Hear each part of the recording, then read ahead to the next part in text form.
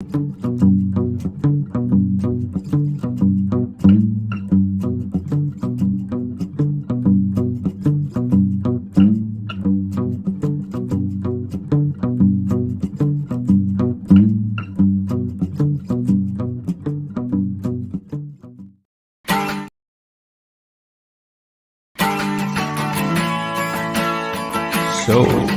are you DTFF?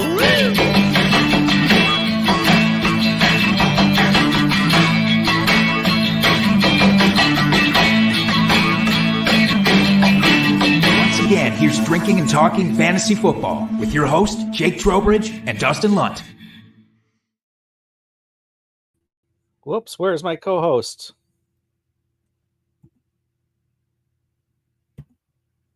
Oh my God, that was There he is. terrifying. I kept coming in and out. I felt like I was in the beyond. I was reaching out trying to get on the broadcast and I couldn't make We it work. were both reaching out to each other and it just wasn't working. We kept missing. Yeah. Is that thing of Oh, when you try to unlock the car door for the person getting in, but then they're opening it at the same Exactly. time? It was that. Yes. You know what? It makes sense on this Halloween Eve that we would have something spooky happen at the outset of our show here. But welcome to DTFF, everyone. Sorry for those little technical issues there as we got going. As I just said, Halloween. Happy Halloween, Jake. How are you? I'm doing amazing. I am not that spooked out. I haven't seen any too horrifying costumes wandering around our neighborhood. Things are pretty chill at the moment. So I don't know. I'll take that as a positive. You don't need any extra spookiness or horrors added to your life, though, for our video watchers. You can see that Dustin's not even in his normal recording spot in his basement because this man had to undergo a surgery. And so he's propped up. You're sitting up there in location B, I guess, right? That's right. Yeah. Studio B, we'll call it. Nothing too major. Just I'll say a little ankle procedure, but it's not going to keep me from doing. If I have nothing else, I'm committed to this. Our fans need the fantasy content, and that's what I'm here for. And we've got a great show. We're bringing back a episode we did last year that was a lot of fun called Two Truths and a Lie. And I know we switched it up a little bit from how we did it last year, where Jake, you came up with all the truths and a lie. That's right. And I have no knowledge whatsoever of what these are. So I haven't had any time to think about it. So it's really going to see how well I know current stats and facts for this year. So it should be a lot of fun. To the test. Hard. I'm going to be putting you to the test hard as the quiz master here, but it's not just about obviously the stats and facts of what's already happened, but we'll take that, try to figure out what it means for the second half of this fantasy season. Cause it's here. It's week 9, man. It is the second half of the season. Where did that first half go? Can I ask? I can't believe that we're already this far.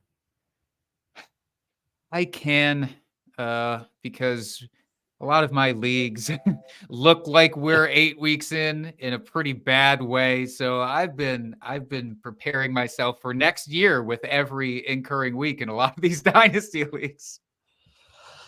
Yeah, I feel you. I feel you, especially in our home league. I'm just not. I actually had to change my team name because I just not happy with my team and their performance so far. Very aptly, I have Darren Waller on my team, so I changed it to Wallering in the middle since I am at 500 halfway through the season. So I figured it was appropriate. Maybe you needed to light the fire. Maybe the little team name change will shake things up a bit. That's right. Yeah. So Jake, what are you drinking this evening? Well, I'm drinking 2 things this evening, but to start, I'm drinking the pleasant thing, or the mostly pleasant thing, which is a dark cherry lager from Lakefront Brewery. This is a new one. It says it's full-bodied and smooth. The dark cherry fruit is forward and rich. I don't think so. This isn't great. I'll be honest. This beer is not great. It sounded amazing. Oh, it sounds amazing.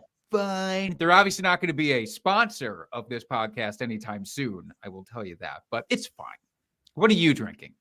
I'm still just slowly going through the last of my Oktoberfests.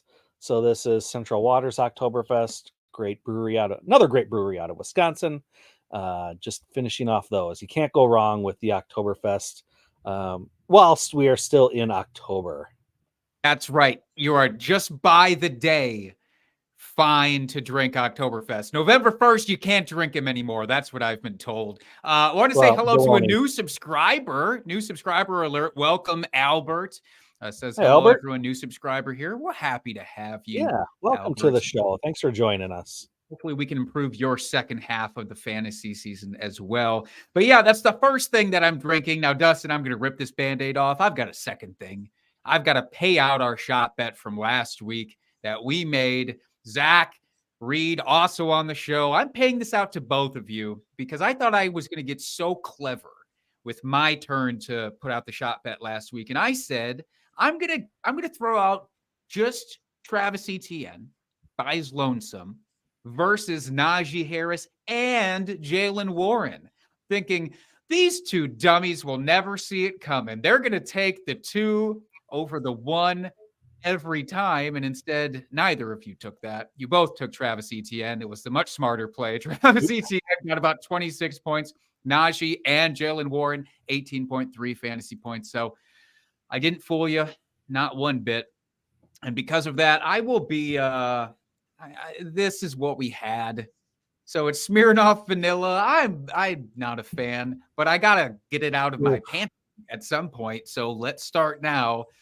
Dustin and Zach, you are both amazing fantasy football prognosticators / geniuses. Cheers to you both. Thank you, Jake. And I'm sure Zach will appreciate that as well. Hopefully more than I. Is it as bad as it sounds? It's pretty grody. It's pretty grody. Yeah, that fake vanilla is just no bueno. I don't like it. But you know what I do like? Our drunk trade of the week. Absolutely. Drunk, hammered drunk. Drunk trade of the week. This week's drunk trade, where else but Reddit is going to supply the drunk trade of the week. This one comes from Lester34 on Reddit. This is actually 2 drunk trades for the price of 1. They both happened in the last 2 months. So, first drunk trade, traded away Geno Smith for a late 2024 first. This is a Superflex Dynasty League for that context. Very important. So that's trade 1.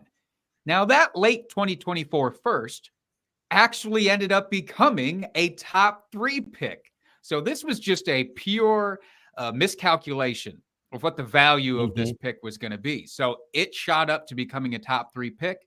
They then packaged that with a actual late 2024 second round pick to get CMC.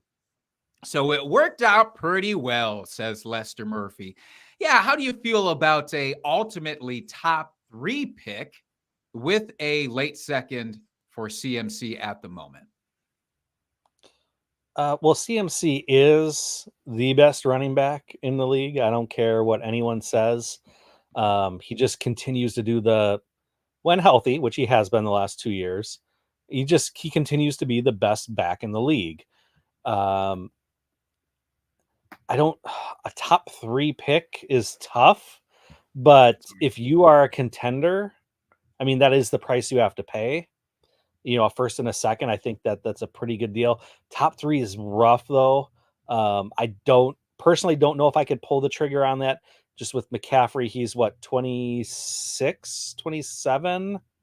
I know he's on a second contract. So he's kind of reaching that age cliff, and he could be one of those running backs that defies the odds and plays into his 30s, plays for another 6 years at a very high level. He could be one of those running backs, especially since he is a receiving back. He might last a little bit longer being fantasy relevant. if you're going for a championship and that's the piece you needed that feels like to push you over the edge, I don't hate it. But I don't know personally if I would be willing to pull that trigger at this point.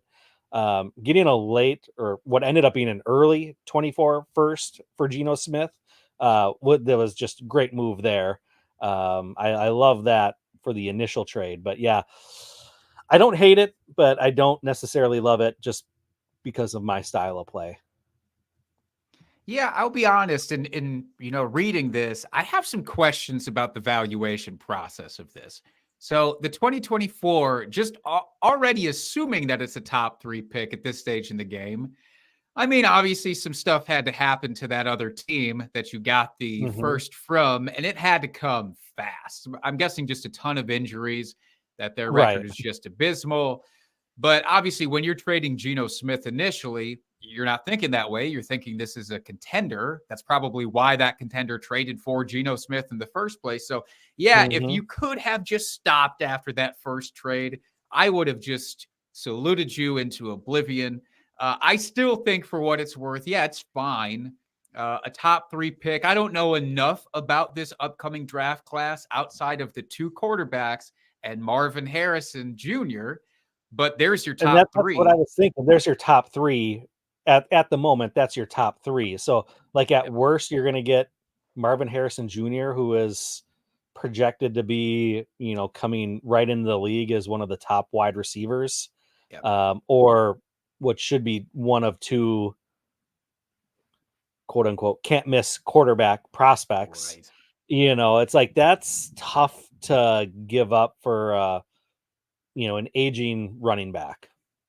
It is. Hey, if you win the championship, as you said, it's all Totally worth worth it. I would love Lester to check back in at the end of this season to see how this trade ultimately went down and if the vibes are a little bit different once we get to that point.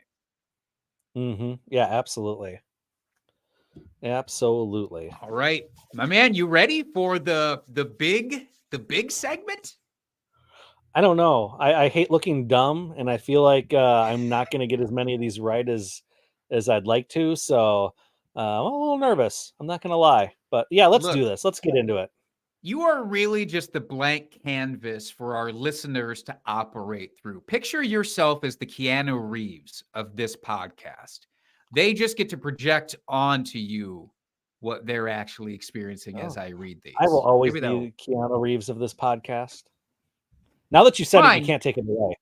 All right, only if I get to be the Swayze. That's how this works. You can be my Bodie. That's great. All right, sweet. All right, well, as you might know from the title of this game, it's 2 truths and a lie. If you've never played this before, it's very simple. I throw out 3 factoids presumed by me to all be true. Of course, there is one troll in the mix that is false. Dustin here is going to have to pick out what that is. Obviously, these are all centered around fantasy football. Let's get right into it with question number 1. Out of these 3 statements, what's the lie, Dustin? A, Tua Tagovailoa leads all quarterbacks in passing yards and passing touchdowns per game. These are all going to be on a per game basis to keep it fair. B, Devin Achane leads all running backs in rushing yards and rushing touchdowns per game. Or C, Tyreek Hill leads all wide receivers in receiving yards and receiving touchdowns per game. Full Miami Dolphins slate here, Dustin. Who is the odd man out? Well, I'm going to say C is true. That is a true statement here. So that narrows it down here between A and B. I'm going to say, oh God, this is tough. I'm going to say A is the lie. I'm going to say, I know Achane has been injured and hasn't played a lot, but those games he did play, he blew up big. And since you're doing it on a per game basis, that's what's going to tip that edge to me. So I think A is the lie. Final answer. Boy, oh boy. Here I thought I was going to get so tricky with this one, but you are correct. Tua Tagovailoa, up until up until this past week, this was actually accurate. But then Will Levis comes in for this one start that he gets and completely obliterates it. He actually leads now in this one game sample size with 4 passing touchdowns. So we've got to talk about Will Levis, though. Obviously blows up in his first week getting the start. Mhm. Seems like it's pretty much a guarantee that he will be taking over this team for the rest of this season. You would think So, so. right? In redraft, are you itching to pick him up? Let's say in a 1 quarterback league, if you're a person who picks up 2 quarterbacks? No, absolutely not. Um, while what he did was impressive, I no one can sustain that level of production week in and week out, especially a rookie. I know he was drafted at the beginning of the second round, but doesn't have that first round draft capital. We all know that quarterbacks drafted outside the first round, their hit rate drops significantly. Um, could he be a very serviceable quarterback in the league? Sure. But at this point, off of just one fluke game where he came in off the bench, there's zero tape on him. I just don't believe it. So, especially in a 1 QB league in redraft, no.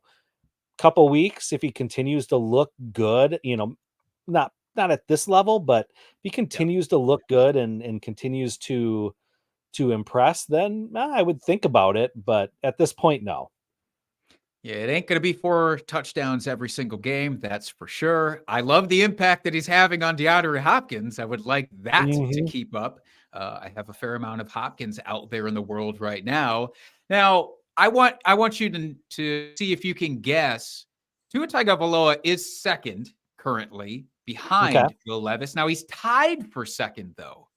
Can you name the quarterback that Tua is tied with in second place in terms of passing yards and passing touchdowns per game? Passing yards and touchdowns. I'm gonna say Josh Allen, same division.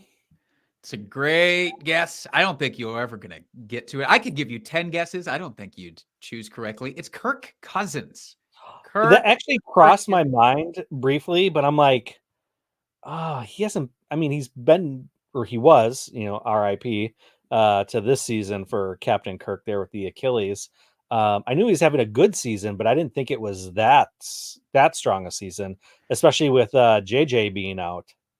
Yeah, Jordan Addison was, in our home league Mhm. rostering Jordan Addison. He stepped right up to the plate, and it doesn't feel like he's really missed a step, or Kirk hasn't missed that much of a step. Now, of course, he's missing all the steps. Trade Yeah. news, by the way, if you didn't hear, Joshua Dobbs got sent to the Vikings to fill in for Kirk the rest of the season. So I don't know how to read that one, by the way. Like, is that them actually trying their best to get to the playoffs?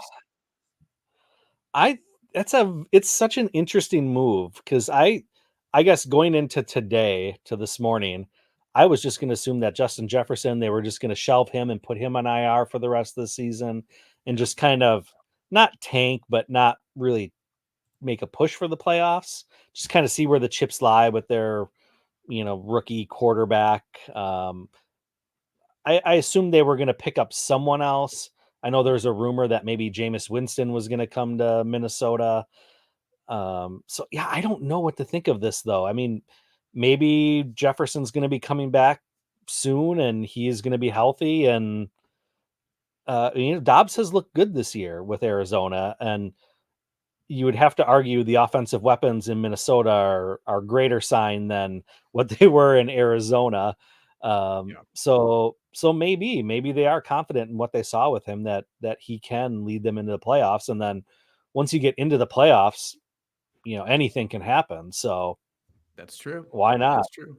Now, I have questions about whether he support 3 pass catchers in that offense, like Kirk Cousins could. I don't think that Right. Hawkinson, Addison, and Justin Jefferson are all supported. So it'll be interesting to see how that shakes Mhm. out. One other thing about this slide, Devin Achan, consider sending trade offers for him right now in your league. It's that out of sight, out of mind thing for a lot of people. Mhm. They haven't seen him play in a few games. Of course, they only got a small taste of it. I'm not saying you're going to get him for cheap, but I think it's cheaper than after his last blow-up game. So Yeah, I'd and consider especially that. before you start getting news that he's healthy and they open up the window for him to return, to games. So you still got a couple weeks to do that. So that is a great point, Jake.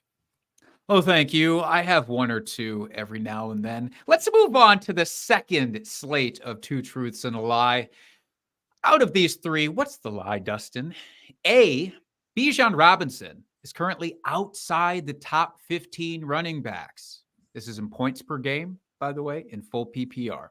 Mhm. B, Jonathan Taylor is outside the top 25 running backs. Or C, Najee Harris is outside the top 45 running backs. What do we think here? I'm going to say I'm going to say B. Jonathan Taylor is outside the top 25 running backs in points per game. Points per game. That's a very important caveat for this question. You think he is actually inside the top 25. It is actually C. As bad as Najee Harris has been, he's at least inside the top 45. He's running back 39 at the moment. Jonathan Taylor is RB 27 in points per game.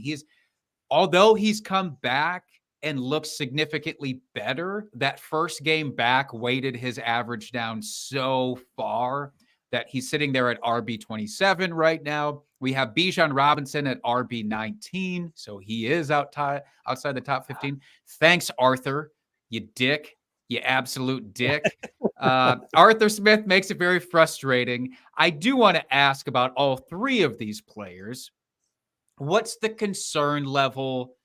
Let's start with Bijan. Are you operating under the assumption that Bijan becomes the top 5 fantasy running back that he was supposed to be at some point? If we're looking at redraft for this year, no, I don't think so. Just Arthur Smith hates fantasy football, so he's going to do whatever he can just to piss everybody off.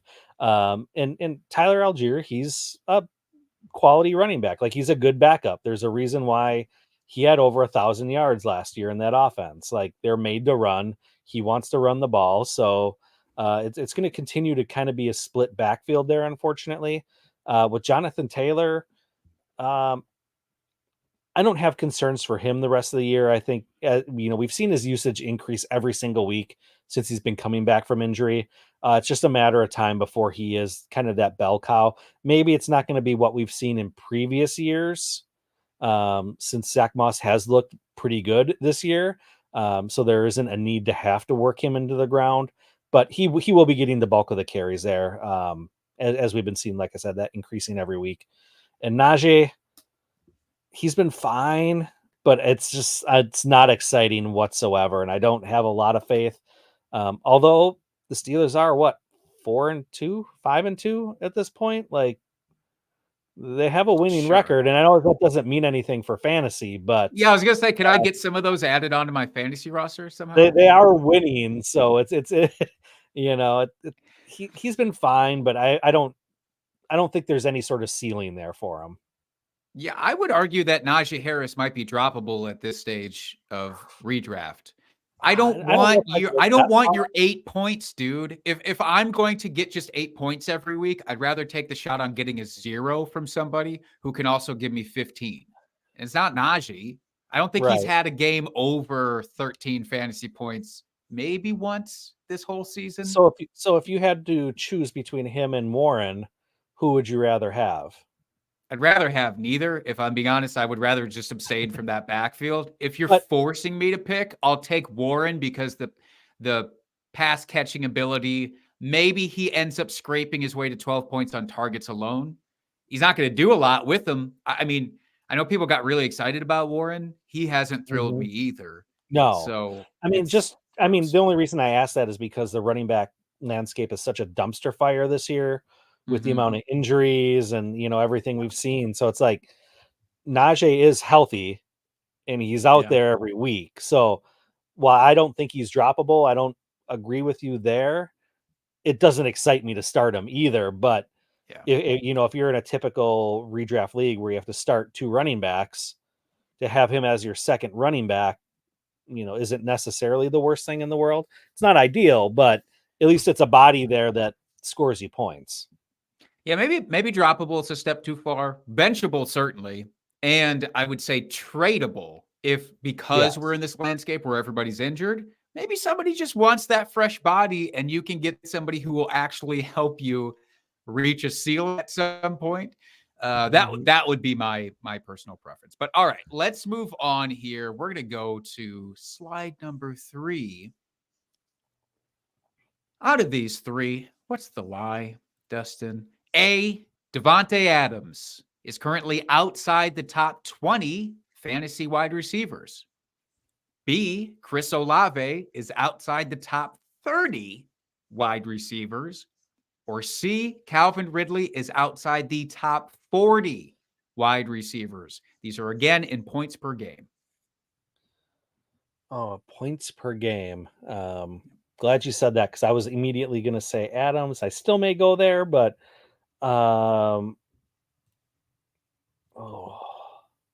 this is a good one. Thank you.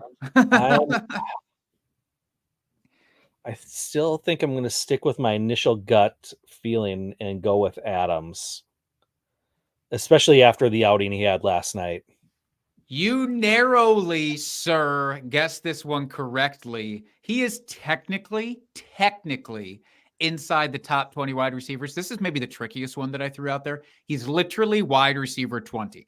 So he just made the threshold. Chris Olave is firmly outside the top 30. He's wide receiver 34 right now. Oof. Calvin Ridley is outside the top 40, even despite his boom game that he just had. He's wide receiver 44 right now.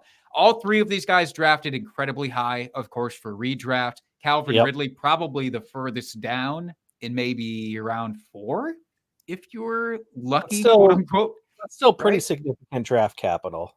Absolutely. Here's what's terrible. I want to talk about Davante for sure. I really thought he was going to get traded.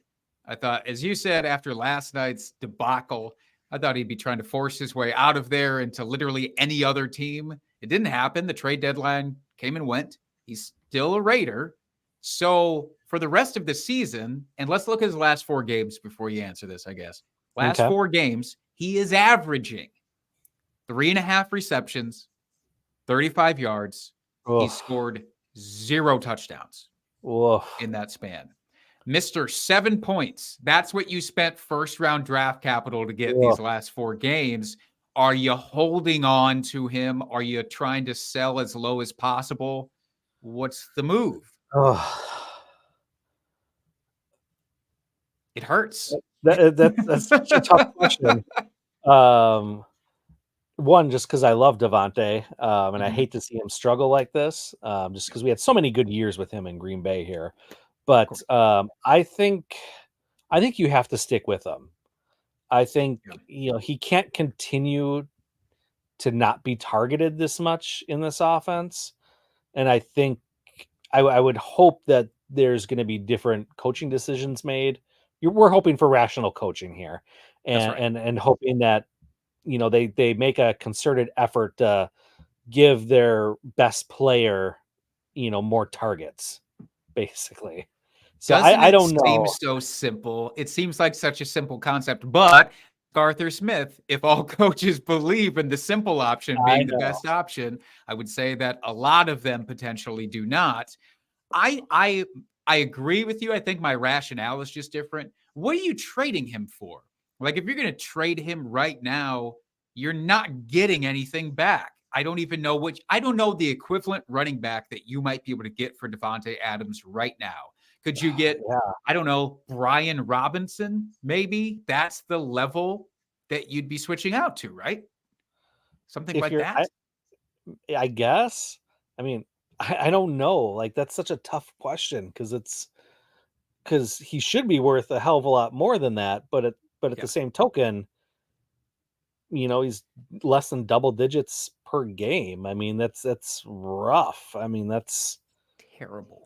Absolutely. Yeah, I don't know anyone that would take him unless you find the homer in your league that is either a Packer fan that still loves Devontae, or is a hardcore Raiders fan that wants, that they're a homer for Devontae specifically, that maybe you could get a deal done.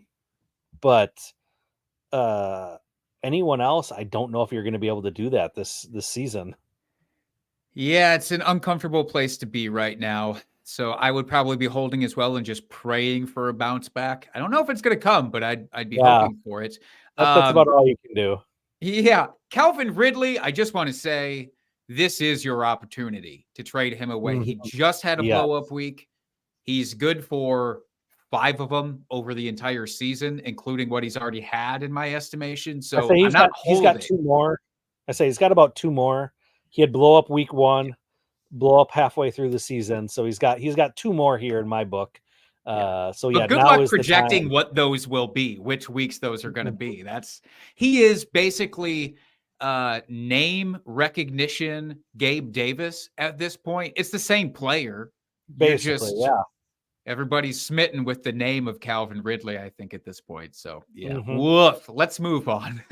Not necessarily to anything better, mind you, but we're just moving on. We're going to talk tight ends. I promise you there's only one slide in here about tight ends, so don't worry. But pick out the lie from these 3. A, Taysom Hill has 3 or more games with 10 or more fantasy points. B, Sam Laporta has 3 or more games with 20 or more fantasy points.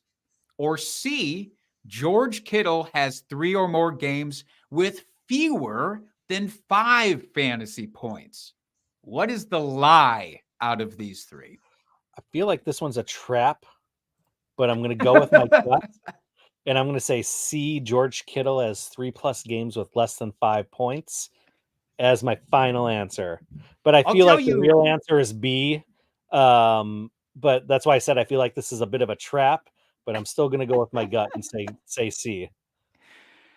Let me be honest, most of these trap, and you were right, you did fall into the trap. B is actually the lie out of this. So Sam Laporta, although he's come very close, he only has 1 game with more than 20 fantasy points. Wow, I'm surprised He scored 2 other games with 19. So this was a douchey way for me to squeeze by. I'll be honest. I feel fine with it, but I'll be honest about it.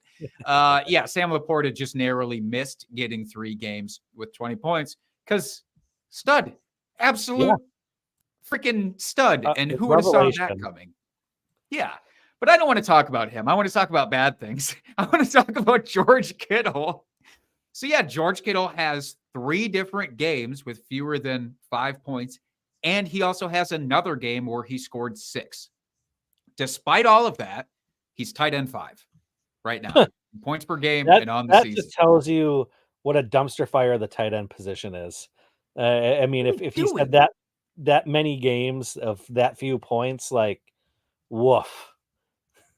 It's brutal. Now, my question, obviously, if you look at the counterbalance to all those terrible games, it means when he hits massively and he wins your week. But are you comfortable doing the variance game with George Kittle? You could get literally nothing, or you could get a boat. Are you interested in rolling him out every week at this point? Oh, at this point, no. I mean, I feel like you can stream the position better than 5 points a week or 6 points a week. I mean, there's plenty of tight ends that have good matchups that will pop off. I mean, he's probably rostered in your league, but like Logan Thomas, he'll pop off and get you 10, 15 points a week here, depending on the matchup. You got plenty of guys out there. You got Taysom Hill, in your example here, that is actually playing like a tight end this year for the most part, and is scoring you points. So, I mean, I mean, if I had George Kittle, I wouldn't want to drop him necessarily, because that's, like you said, he has those blow up games, and it's just finding out which matchups are the best there. But I mean, you could definitely stream it and keep him on your bench for certain matchups. Yeah, I like that approach. Maybe pick up somebody like Trey McBride, who's really come on recently. Or again, in this example, pick up Taysom Hill to rotate in and out. My thing is, I don't know that I'll be able to pick out a George Kittle game. With certain Right. tight ends, I feel somewhat comfortable in being able to project Mhm. what their ceiling game should be. With him, it's always a mixed bag. I'd be looking to trade him because right now, after those blow up games, and he's tight end 5 on the season, you could probably get something pretty sweet coming back for you. Now, real quick about Taysom Hill, all 3 of those games where he scored more than 10 points, it was the last 3 weeks. So are we locked into some comfort with Taysom Hill, dare I say? Or is it still the thing of you're going to be really timid about when you start him? I think you're still going to be real timid about when you start him, but also, when we were just talking about Chris Olave and kind of the down season he's having comparative to last year, it's like, well, Derek Carr's focusing on different players, it's different quarterback there. So maybe there's a comfort level there with Taysom Hill that he is getting a little bit more targeting now as the season progresses. And, maybe he will be a more viable tight end for you. Yeah, I think in my waiver wire preferences, Taysom Hill is second behind Trey McBride right now. But Mhm. you can't keep looking these points in the mouth and then saying, no, thank you. I don't want those on my fantasy Yeah. team. So eventually there's a threshold for everybody to break. It's the Taysom Hill threshold. Before we jump on to the next slide, let's answer this question out of the chat here. Kenny State Trill is asking, should I trade Cooper Kupp and DK Metcalf for Stephon Diggs? This is a full PPR 10-person team. They would still have Higgins, Ayuk, Flowers, and the recently injured Josh Palmer there. So again, Cooper Kupp and DK Metcalf for Stephon Diggs at this point. Which side would you want? I would not trade those two for Diggs. As much as I love Diggs, elite player, Cooper Kupp and DK, I mean, they're both phenomenal players. Cooper Kupp, the Rams had a down week this last week. Yeah, not there. He's not going to perform, elite level every single week. The Rams just aren't built that way. They're not that good a team to be that powerful of an offense every single week. But he's still Cooper Kupp. He's still amazing. DK, he's going to give you those weeks. I just I think the points you get between those two is just going to be greater than what you get for Diggs, especially in a 10-teamer. Um, you're giving away two really good pieces for one that doesn't give you that much extra of an upside, in my opinion. I'm going to go on the complete opposite side with you here because it's a 10-person league, because the depth is less important. So I want the best piece available. It's mostly because of the recent Stafford injury, though, to be fair. I don't know what's going on with that. I mean, I heard things floated out that they might even consider IR with Matt Stafford. If Oh, that's the really? case, now I get so concerned about Cooper Kupp. Yeah, Obviously, Cooper that Kupp is changes the amazing. equation a bit. Yeah, if Stafford was healthy, you could still argue that Cooper Kupp and Stephon Diggs are pretty close together in value. I would still say Diggs is higher at this point from what we've seen. DK Metcalf, for his part, though, he's been more consistent, I think, than he's probably ever been in his career this year. He's actually, you don't get as many crazy high spike weeks, but you also don't get those goose The egg games. boom. So, Yeah, you don't get those bust yeah. weeks like we've But seen. So. because it's a 10 PPR, or excuse me, 10-person team, I would want the best consistent asset, which is Diggs. And then hopefully there's somebody still on waivers that's actually enticing in a Yeah, and I 10-person. mean that is a really good point you brought up, Jake, with the Stafford injury. I didn't take that into consideration. I actually hadn't heard that he might end up on IR, so It's only that maybe. that does change that a little bit for me. So yeah, that was a good point. Fair enough. All right, Kenny. So there's your info. Let's go. D's nuts. My name is Jeff, also in the chat, asking, Great should I name. send Josh Jacobs and Miles Sanders for Jonathan Taylor? I will tell you, I've gotten Yes. so many questions about Josh Jacobs over the last 3 weeks. It's insane. Dustin, what's your Yes. initial thought on this? Yes, absolutely. Miles Sanders is garbage. Carolina's come out and just said like Chuba Hubbard's earned more more role in this offense, and he's going to be, featured more of a split backfield. Jacobs has underperformed. The whole Raiders offense, as we kind of talked about with Adams, is underperforming this year. So yeah, take the guy that is coming on and should be could be a league winner here in the second half of the season. Fully agree. For what it's worth, I still really am comfortable with the Josh Jacobs volume that he's getting. I look at him as a better version of Najee Harris. Like, I picture him as somebody who, okay, he'll be RB20 probably by the time this thing's all said and done. And you can use that. That's completely fine. But yeah, I just am so out on Miles Sanders and Jonathan Taylor. Yeah, it's all wheels up. Yeah, it's not that I hate Jacobs. I mean, he fell into the end zone last night, which was nice. You can't bank on that every week. If he didn't have the touchdown, it would have been a pretty pedestrian game. So, but yeah, I agree. The usage is there. It's just the stats just aren't necessarily as forthcoming. But yeah, take JT all day long. Yeah, so much more upside there with Jonathan Taylor. And last one here from the chat, Ross Roberts is asking, who are some players that you would say are fair trade value for Lamar Jackson in a 10-team PPR? This is a 1-quarterback format, by the way. I have an easy answer for this, Dustin. I'll just throw mine out there. I'll trade pretty much any quarterback in a 1-quarterback league without hesitation. And whatever you think you need for your team. So if you're trading away Lamar Jackson, I'd say go pick out your favorite piece that you want on your team with running backs and wide receivers and pick up a second quarterback that you can stream. Hell, Baker Mayfield and Sam Howell. These guys are able to put up the comparable types of weeks if you stream them correctly that Lamar Jackson has been doing all season. So that's my thought on a 1-quarterback league, but what do you think here?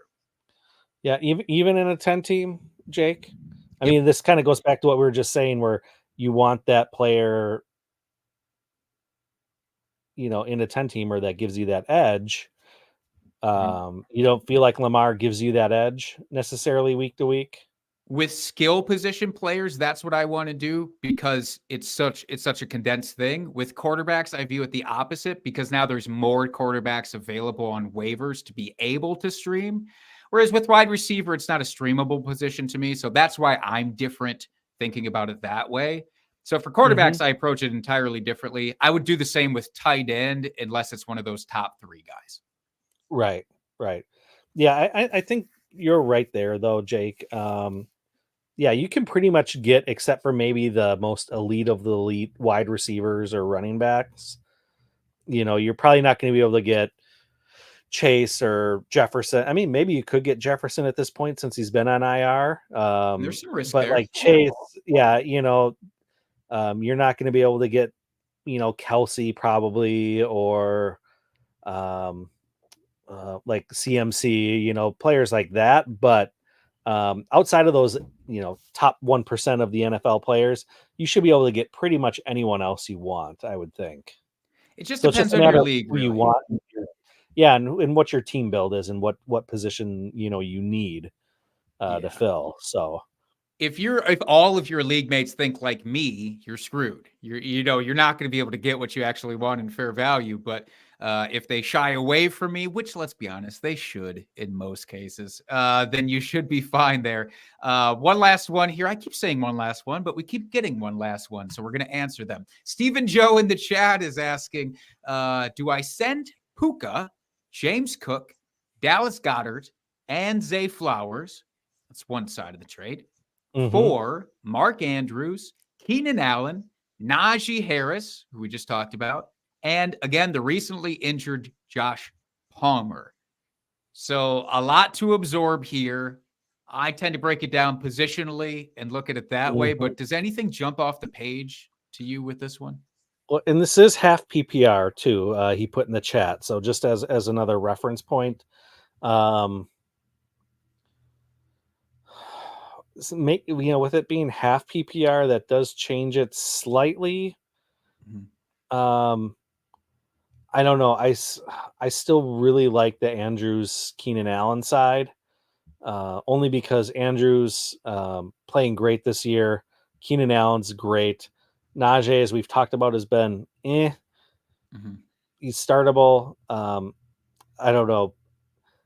I guess I love Zay Flowers long term, but for this year, he's too inconsistent for me. Godare, he'll have his boom weeks here and there, but really it runs through AJ Brown and Devonta Smith in that offense. He's at minimum the third option, which is not what you want in your tight end. James Cook been surprisingly good this year. That's one of the more interesting pieces on that side, especially in half PPR.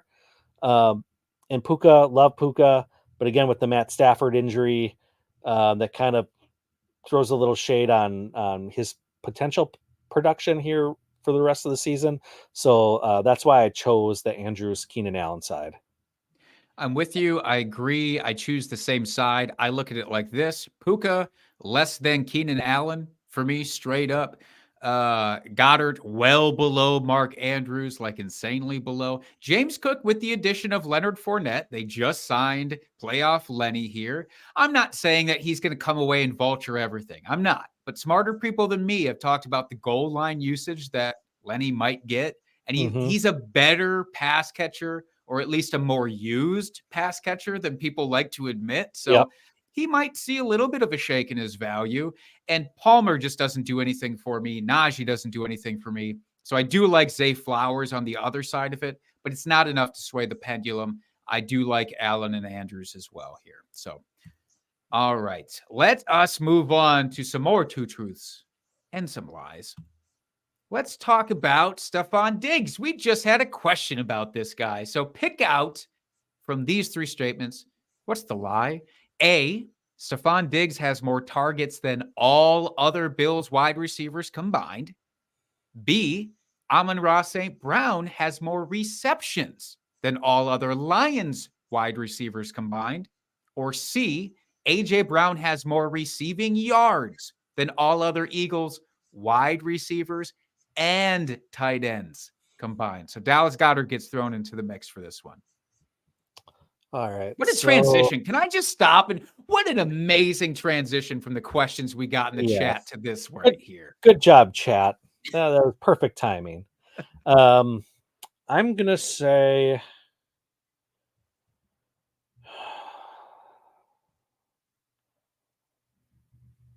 it's tough.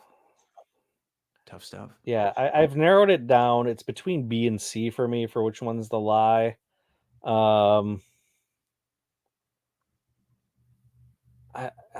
You know what? Amon-Ra was dinged up a little bit, so I think I'm going to go with C, only because he threw.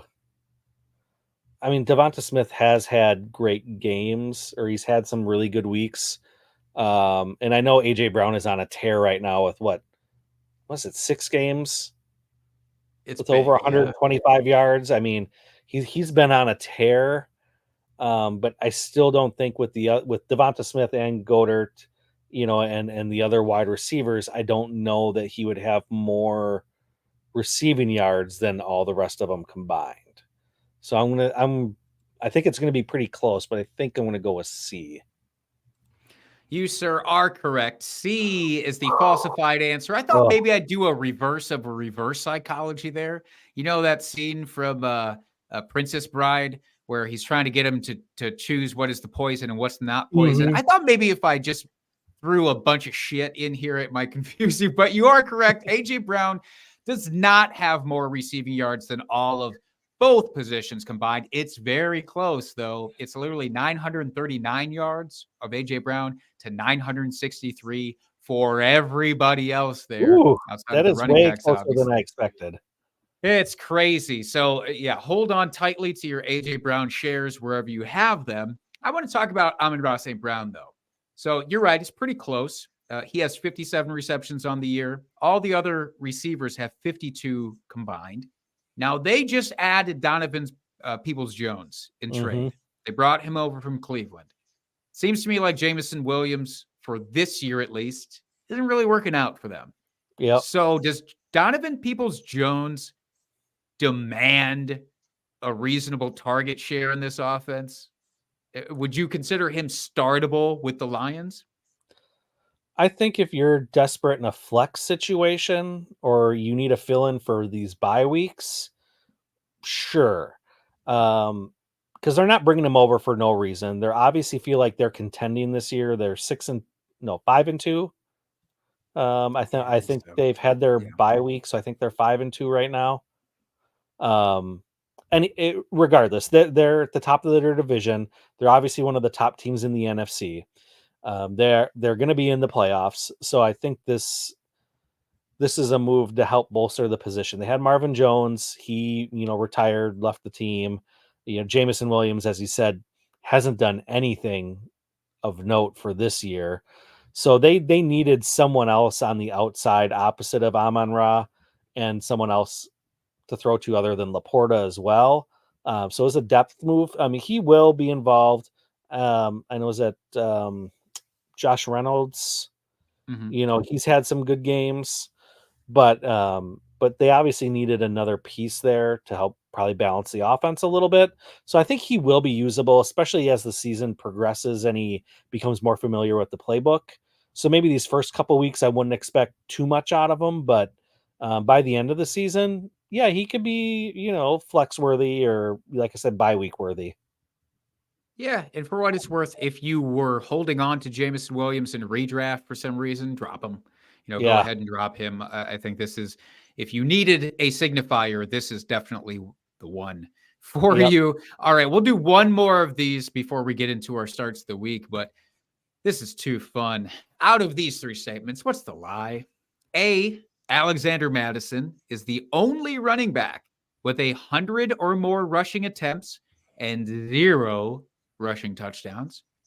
B, Evan Ingram is the only pass catcher with 60 or more targets and 0 receiving touchdowns.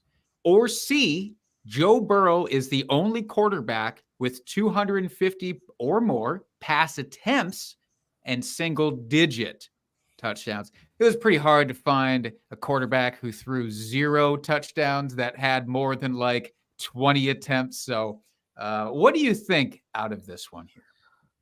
Are they all lies? Well, A is the lie because we saw Alexander Madison score a touchdown this week, didn't we? I don't know. Or Did we? no, I take that back.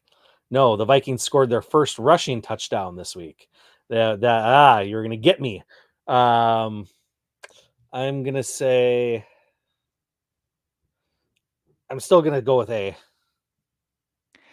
I appreciate where your head is at. That touchdown was scored by Cam Akers, not by Alexander Madison. It's actually C. Joe Burrow does have double-digit touchdowns, just barely with 10, but there's actually quite a roster of quarterbacks with 250 or more attempts that haven't gotten to that mark. The roster is pretty disconcerting, but I want to see if you can pick anybody out that's maybe a buy low candidate here. So Derek Carr qualifies, Matt Stafford qualifies, Trevor Lawrence qualifies, only has 9 touchdowns, I believe. Josh Dobbs, who just got traded to the Vikings, and Mac Jones all have that many attempts, but haven't hit double digits yet. Is there a name out of there that you think, oh boy, well, if they get more touchdowns, positive regression and all that, Yeah. they'll be amazing? Well, Trevor Lawrence, it would be the top of the list for me for sure. Dobbs would be interesting just because, as we talked about earlier, he's getting an upgraded, offense there in Minnesota. Will take him some time to get acclimated, maybe, but so those two for sure. But Lawrence would be at the top of the list, absolutely. Yeah, I agree. One thing about Dobbs, too, that we didn't touch on, they also traded for another guard. I know people were worried about their offensive line. So at least they're trying to fix the offensive line a little bit.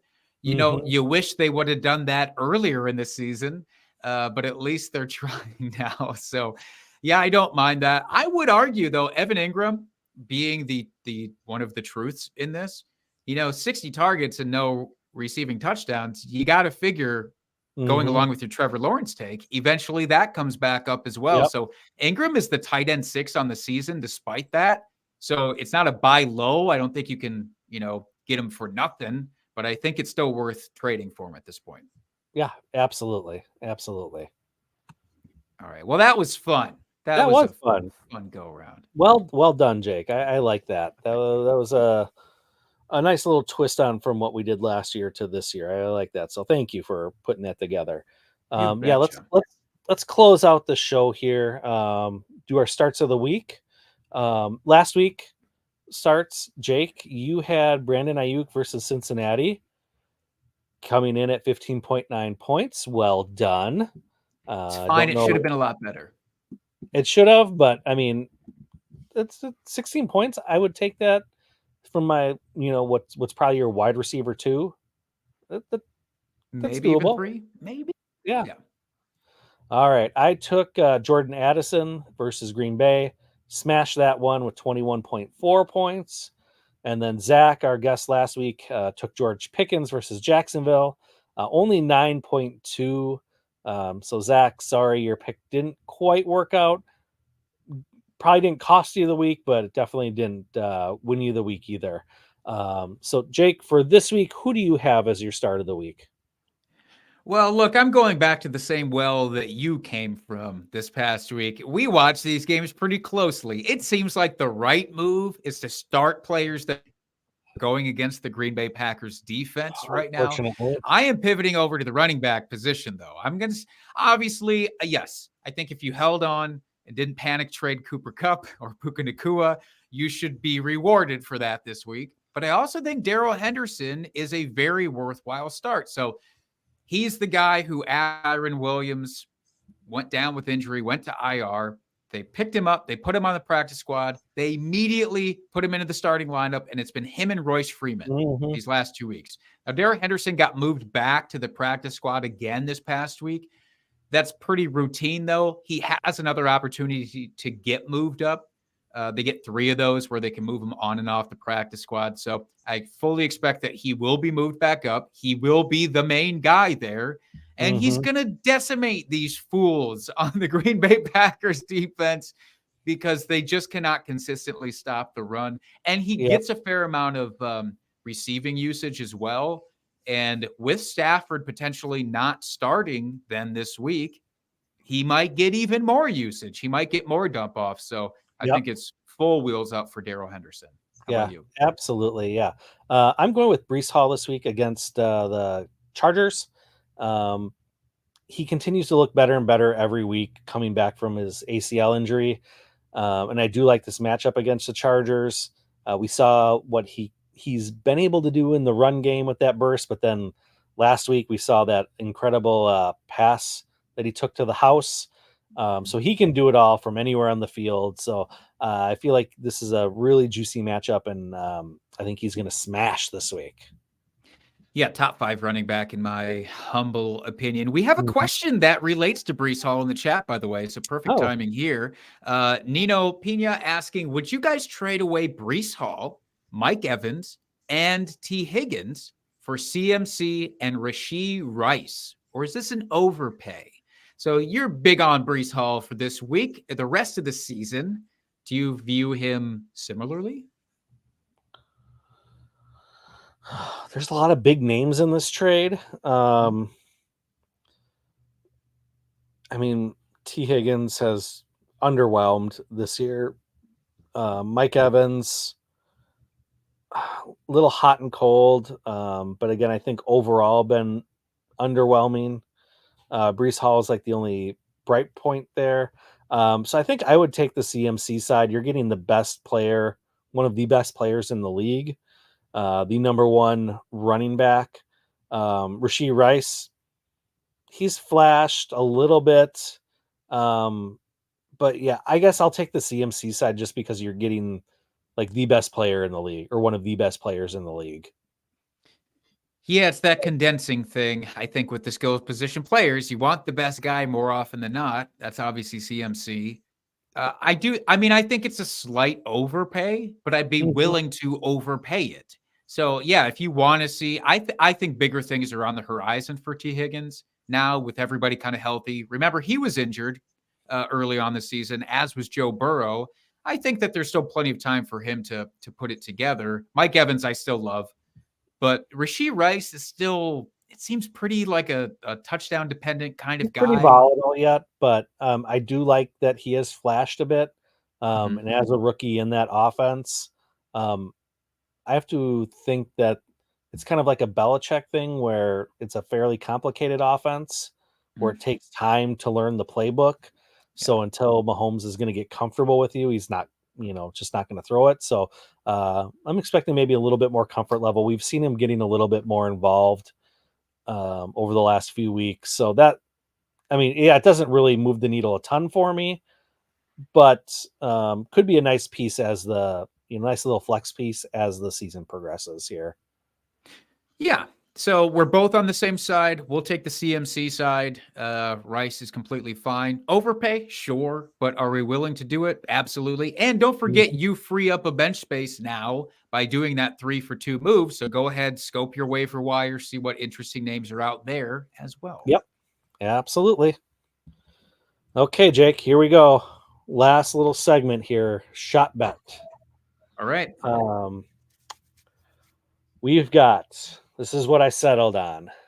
All right. I'm going to say DJ Moore versus Chris Olave. Oh, God. You had the opportunity to be the hero, to choose something that wouldn't make people vomit in their mouths listening to it, and you went the other way. So you are the Halloween villain.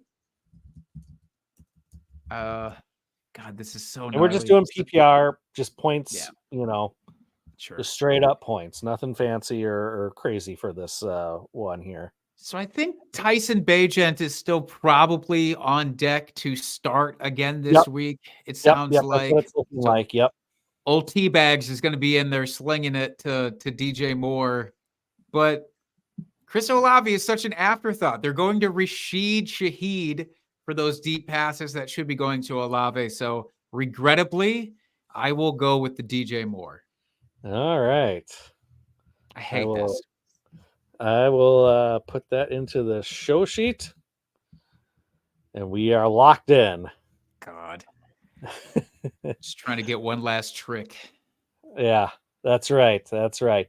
Any final thoughts here, Jake, before we sign off for the evening? Keep close attention to the folks who are on by this week: Denver, Detroit, Jacksonville, and San Francisco. So you CMC rosterers, apologies, you don't get them this week. But otherwise, as always, make sure that if you are close on the edge, on the fringes of being a contender this year, whether in redraft or dynasty, make those trades that suit you. Don't sit back and hope for things. You got to be a little proactive in your league. So don't ever be afraid to make trades. And as always, come to us if you have questions about your trades. That's right. You can find my partner here, Jake, at Jake Trowbridge. You can find the podcast at Drinking Fantasy. We both monitor that and we'll answer your questions there. Or you can find me at FF Dusty Dog. As always, give us a rate, review, subscribe to us on YouTube here. We go live every single week. We will answer your questions in the chat if you join us. We love getting those questions every single week. So thank you to everybody that's been in the chat here the last few weeks. It's been great. Love answering those start, sit, trade questions for you. It's a lot of fun. So continue to do that. We will be here for you. That's right. And on that note, we'll see you next week. Keep drinking and talking fantasy football. Cheers, FFers.